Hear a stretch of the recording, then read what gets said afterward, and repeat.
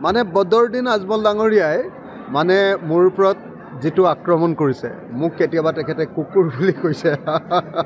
তেখেতে মোক কেতিয়াবা জানুৱাৰ বুলি কৈছে তেখেতে মোৰ ওপৰত খং কৰিছে মই বুজি উঠিছো যে তেখেতৰ সন্মুখত যদি মই থিয় হওঁ তেতিয়াহ'লে চাগে তেখেতে মোক মাৰিব কিন্তু প্ৰথম কথা যে এজন ধৰ্মগুৰু ইমান খং উঠাটো ভাল নহয় কিন্তু আমি বুজি উঠিছো যে এজন ধৰ্মগুৰুৱে যেতিয়া ৰাজনৈতিক গুৰু হ'বলৈ যায় আৰু যেতিয়া তেওঁ ধৰ্মক ব্যৱহাৰ কৰি ৰাজনীতি কৰে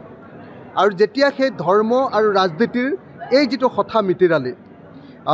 ধৰ্মৰ জৰিয়তে মানুহক ঐক্যবদ্ধ কৰি এটা ধৰ্মৰ মানুহক ঐক্যবদ্ধ কৰি আন এটা ধৰ্মৰ মানুহৰ বিৰুদ্ধে যেতিয়া উচতায় আৰু আনটো ধৰ্মৰ মানুহেও যেতিয়া আন এটা বিপৰীত ৰাজনৈতিক দল কৰি দুইটাৰ মাজত সংঘাত সৃষ্টি কৰে অৰ্থাৎ হিন্দু সাম্প্ৰদায়িকতা আৰু মুছলমান সাম্প্ৰদায়িকতা সেই দুইটা সাম্প্ৰদায়িকতাৰ জৰিয়তে আপোনালোকে সকলোৱে দেখিছে যে বিজেপিয়ে হিন্দু সাম্প্ৰদায়িকতা কষ্ট হিচাপে ব্যৱহাৰ কৰিছে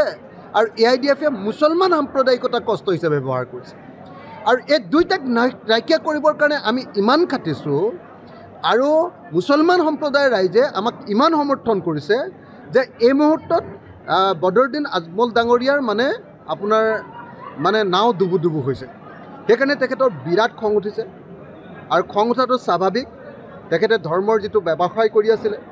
তেখেতে ধৰ্মক যেটো ৰাজনীতিকীকৰণ কৰি আছিল তাৰ বিৰুদ্ধে সকলো মানুহক যেতিয়া আমি ঐক্যবদ্ধ কৰি দিলোঁ এটা ডেফিনেটলি মই ভাবোঁ যে বদৰুদ্দিন আজমল সাহেবৰ খং উঠাৰে কথা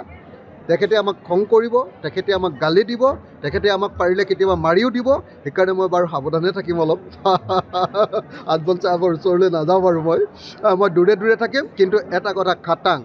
যে তেখেতে যিমানেই গালি নিদিয়ক লাগিলে তেখেতে মোক কুকুৰ মেকুৰী যিয়ে নকক লাগিলে মই এটা কথা স্পষ্ট কৰি দিছোঁ যে অসমত কোনো ৰাজনৈতিক দলক ধৰ্মৰ ব্যৱসায় কৰিবলৈ দিয়া নহ'ব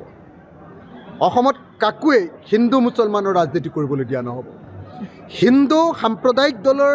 চৰ্দাৰ হিমন্ত বিশ্ব শৰ্মা আৰু মুছলমান সাম্প্ৰদায়িক দলৰ চৰ্দাৰ বদৰুদ্দিন আজমল এই দুইজনক যদি তেওঁলোকৰ ৰাজনীতি আমি নাইকিয়া কৰিব নোৱাৰোঁ তেতিয়াহ'লে অসমৰ মানুহ কেতিয়াও শান্তিত থাকিব নোৱাৰে আৰু কেতিয়াও অসমে উন্নয়নৰ দিশত আগবাঢ়ি যাব নোৱাৰে সেইকাৰণে আমি এই মুহূৰ্তত সকলোৱে লগ লাগি সকলো মানুহে লগ লাগি বদৰুদ্দিন আজমলৰ মুছলমান সাম্প্ৰদায়িকতা আৰু হিমন্ত বিশ্ব শৰ্মাৰ হিন্দু সাম্প্ৰদায়িকতা এই দুইটাক বশ কৰিবৰ কাৰণে এইটোক নাইকিয়া কৰিবৰ কাৰণে আৰু অসমক শান্তি আৰু ঐক্যৰ পথত আগুৱাই লৈ যাবৰ কাৰণে কাম কৰিব লাগিব মই বদৰুদ্দিন আজমল সাহেবৰ গালিটোক আশীৰ্বাদ হিচাপে গ্ৰহণ কৰিছোঁ মই বদৰুদ্দিন আজমল সাহেবৰ গালিটোক মই একেবাৰে বেয়া ভাবি লোৱা নাই মই জানো যে তেখেতৰ খং উঠিব মই জানো যে তেখেতে মোৰ সন্মুখত পালে মোক মাৰি দিব মই জানো যে তেখেতে বন্দুক এটা পালে মোক গুলিয়াই দিব তেখেতৰ ইমান খং উঠিছে কাৰণ তেখেতৰ গোটেই ৰাজনৈতিক ভেটিটো আমি নাইকিয়া কৰি পেলালোঁ এসময়ত মুছলমান সমাজে তেখেতক মেছিয়া বুলি ভাবিছিল যে মুছলমানক বচাবৰ কাৰণে আহিছে এতিয়াহে গম পালে মুছলমান সমাজে আমি সোমাই দিয়াৰ পাছত যে তেখেত মুছলমানৰ মেছিয়া নহয় তো তেখেত মুছলমানৰ আচলতে শত্ৰু যি হিন্দু সাম্প্ৰদায়িকতাক একেলগতে লৈ বিজেপিৰ লগত একেলগতে তেওঁ তালমিল খেলি তেওঁ যেতিয়াই বিজেপি দুৰ্বল হয় তেতিয়াহ'লে তেওঁৰ শক্তিটো বঢ়াই দিয়ে তেওঁ সাংঘাতিক ধৰণৰ কথা কৈ দিয়ে আৰু যেতিয়াই তেখেত দুৰ্বল হয় তেতিয়া আকৌ বিজেপিয়ে তেখেতসকলক শক্তি দি দিয়ে গতিকে বিজেপিৰ মানে বদৰুদ্দিন চাচা আৰু মামা দুইজনে লগ লাগি ৰাজনীতি কৰি আছিলে সেই ৰাজনীতিটো ভাঙি দিছোঁ গতিকে চাচাৰো খং মামাৰো খং দুইজনে লগ লাগি কি কৰে আৰু ঠিকনা নাই বাচি থাকিব লাগিব তাৰ মাজতে